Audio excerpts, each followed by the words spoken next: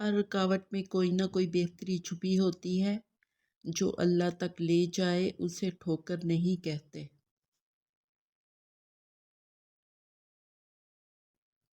وقت، نعمتیں، علم، دولت اور اختیارات کہاں، کیسے، کس مقام اور کس مقصد کے لیے استعمال کیے، روز آخر جواب دینا ہوگا۔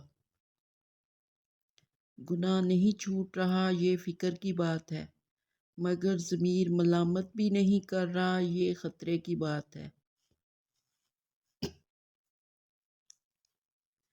ہم تب خدا سے رجوع کرتے ہیں جب دنیا ہمیں رد کر چکی ہوتی ہے۔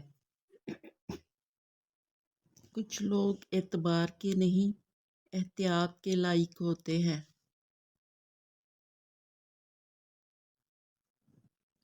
جو لوگ دوسروں کا جینا حرام کرتے ہیں، ان کا مرنا آسان نہیں ہوتا۔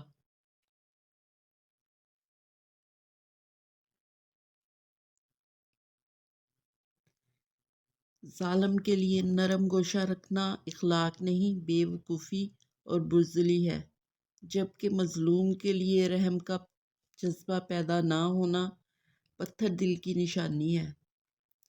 غلط ارادے کی کامیابی گناہ ہے اور صحیح ارادے کی ناکامی بھی ثواب ہے۔